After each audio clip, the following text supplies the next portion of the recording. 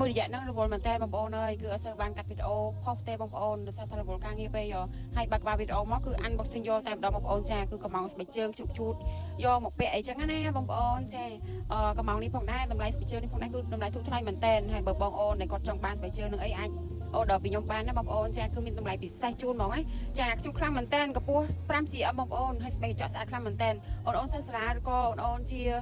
អ្នកធ្វើការក្នុងហាងអីចឹងណាអាចកំងស្បែកជើងនេះបានហើយស្បែកជើងនេះផងដែរគឺកំងឲ្យចាក្មេងតូចបងប្អូនចានេះអរគុណច្រើនអរគុណបទចម្រៀងនៅក្នុងវគ្គទី1គឺបានចប់ផងដែរគឺបទចម្រៀងមនុស្សចេតនាដូចជាបទហើយវីដេអូនេះផងដែរក៏មកភ្លេចមកលេបជាមួយលេខការពីកំណត់ថ្ងៃរបស់ brand Esteem របស់គុណខ្មែរយើងបងប្អូនចាសម្រាប់បងប្អូនដែលជួយចិត្តប្រើលេខសុទ្ធរបស់ C ពីមុនមកហើយក៏បានពាក់ឯកាជប់ប្រើរបស់ C បងប្អូនអាចប្រើជាមួយ brand Esteem brand គុណខ្មែរយើងបានបងប្អូនចាលេខការពីកំណត់ថ្ងៃផងដែរគឺការពីពីពលឺ UVA UVB ការពីកំណត់ថ្ងៃបានល្អខ្លាំងមែនតើលាបហើយធ្វើឲ្យស្បែកយើងមើលទៅម៉ត់រលោងហើយក្លិនក៏អូបមែនតើហ្មងបងប្អូនចាសម្រាប់បងប្អូនជួយចិត្តដាក់ស្រោមហើយដាក់លេងអញ្ចឹងបងប្អូនចាហើយញីចូលគ្នាទៅគឺធ្វើឲ្យស្បែកយើងម៉ត់រលោងតែម្ដងប៉ុន្តែបងប្អូនចង់យកទៅលាយចូលគ្នាហើយលាបតែម្ដងក៏បានដែរបងប្អូនចាហើយបងប្អូនចង់យកទៅលាយលេក៏បានចង់លាបសុទ្ធក៏បានដែរបងប្អូនចាដូចបងប្អូនអញ្ចឹងគឺបងប្អូនជួយចិត្តលាបសុទ្ធអញ្ចឹងគឺក្លិនឡើងក៏អូបហើយការពីកំណត់ថ្ងៃបានល្អខ្លាំងមែនតើពិសេសបងប្អូនចង់យកទៅលាយលេក៏បានដែរបងប្អូនចាសម្រាប់ brand Esteem គឺមានចំនួន3ពណ៌3ក្លិនហើយអត្ថបទគឺខុសៗគ្នាបងប្អូនចាចង់យកទៅលាយលេក៏បានដែរបងប្អូននិយាយទៅគឺល្អខ្លាំងមែនតើសម្រាប់បងប្អូនដែលចង់បានអាចរកទិញតាមតូបតាមផ្សារឬក៏តាមតំណាងចែកចាយទៅធំរបស់ brand Esteem បានណា